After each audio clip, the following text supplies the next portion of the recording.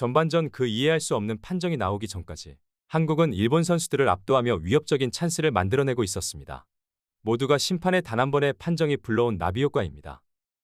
이해할 수 없는 것은 파울당한 지점에서 무려 5m나 앞에서 프리킥을 차게 하고 AFC는 태국 심판을 3경기 연속 일본전에 배정하며 일본의 우승을 만들었다는 합리적 의심을 받고 있습니다. 지난밤 있었던 한국과 일본의 U17 아시안컵 결승전이 끝나고 엄청난 후폭풍이 불고 있습니다. 자랑스러운 한국 선수들은 끝까지 포기하지 않고 최선을 다해 싸웠기에 어깨를 펴고 당당하고 떳떳하게 앞으로 나아가기를 바라는 마음이지만 너무도 불합리하고 일방적인 심판 판정에 젊은 선수들이 상처를 입고 트라우마가 생기지 않을지 걱정된다는 반응들이 쏟아지고 있습니다. 경기 시작 30분 전까지 계속해서 내렸던 비 때문에 패스가 원활하게 이루어지지 않은 장면이 계속해서 나왔었고 이는 일본이 자랑하는 세밀한 축구를 전혀 구사할 수 없었다는 점에 한국의 이점으로 보였으나 한국 선수들 또한 예상치 못한 곳에서 튀어오르는 불규칙 바운드와 폭발적 드리블을 활용한 돌파의 부비트랩처럼 공이 잡혀버리는 장면이 카메라에 포착되어 쉽지 않은 경기가 펼쳐질 것임이 예견되었습니다. 우리 선수들은 일본 선수들이 당황하기 시작하자 이 점을 적극적으로 활용하며 강하게 압박해 나가기 시작했고 일본 선수들은 크게 당황하며 유효 슈팅을 내주고 점점 밀려가는 경기가 펼쳐진 것입니다. 실제로 전반 중반이 넘어가던 시점 AFC의 메인 해설은 한국이 우승에 가장 근접한 국가로 평가받는 이유가 바로 이 선수들이 가진 능력에 있습니다. 일본처럼 일부 뛰어난 선수 몇 명이 포진한 것이 아니라 대부분의 선수가 자신의 특별한 능력을 갖고 있고 크랙으로 한 방을 보여줄 수 있는 능력을 갖추고 있다는 점입니다. 이런 평가까지 나왔었는데요.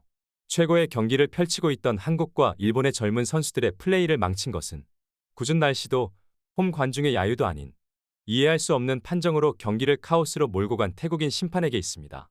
전반 이른 시간 상대를 막는 과정에서 파울을 범해 옐로카드를 받은 고종현 선수가 전반전이 끝나기 직전 경합 과정에서 상대에게 파울을 범했고 이것이 바로 경고 누적으로 퇴장을 당하게 된 것입니다. 특히나 직전 한국의 좋은 찬스에서 일본 선수의 강한 반칙에 파울이 아닌 정당한 경합 과정으로 보았던 심판이 위협적인 장면도 아니었고 골과 직접적인 관련이 될 수 있었다고 판단하기 어려운 장면에 경고를 주며 이해할 수 없는 오심이라는 반응들이 쏟아져 나오고 있는 것입니다.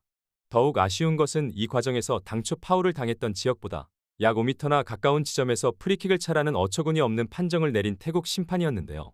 가까운 곳에서 슈팅을 날린 일본 선수의 프리킥이 골로 연결되며 특히나 극한의 체력적 한계에 와 있는 우리 선수들이 어려운 경기를 펼쳐 나갈 수밖에 없는 상황이 펼쳐졌습니다. 매 경기 주심의 성향에 따라 파울의 기준이 달라질 수 있다는 점은 이해할 수 있습니다. 하지만 한 경기 내에서 한국 선수들과 일본 선수들의 파울의 기준이 다르다는 점이 문제인 것입니다. 국제대회에서 이렇게 노골적이게 일방적인 판정을 내리는 심판은 처음 보는 것 같습니다. 이번 대회 내내 불리한 편파 판정을 당해온 우리 한국 선수들은 일본과의 결승전 경기에서도 심판의 불리한 판정에 고개를 떨궈야만 했는데요. 결정적인 장면에서 파울을 범하며 페널티킥을 얻을 수 있는 장면에서도 심판은 외면했고 경기 막판 노골적으로 손을 쓰며 뒤에서 밀은 비매너 플레이에도 심판은 정상적인 몸싸움이라는 어처구니 없는 판정을 내린 것입니다. 태국 국적의 심판이 한국에 불리한 판정을 내리는 것은 홈팀 태국을 탈락시킨 것에 대한 복수로밖에 보일 수가 없다. 공정이 최우선시되어야 하는 스포츠 경기에서 너무도 명백한 편파 판정에 젊은 선수들이 상처받지 않을까 걱정될 정도이다. 실제로 수많은 외신에서는 국적 주심은 이번 대회에서 일본이 치른 6경기 중 절반인 3경기를 맡아 눈길을 끈다고 지적했는데요. 조별리그 첫 경기 우승 후보 우즈베키스탄과의 1대1 무승부를 기록할 때에도 8강 호주전에서도 석연치 않은 판정으로 일본의 3대1 승리를 가져다 준 것도 이 태국 국적의 심판이라는 것입니다.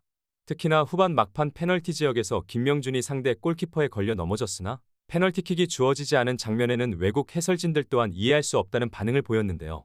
느린 중계화면으로 봐도 누구나 한국이 페널티킥을 얻는 게 당연할 정도의 완벽한 일본 골키퍼 반칙이었기 때문입니다. 거세게 항의하다가 경고를 받은 우리 한국의 변성환 감독은 물론 관중석에서 목이 터져라 응원하던 한국 관중까지 억울함을 감추지 못해 보는 이들을 안타깝게 만들었습니다.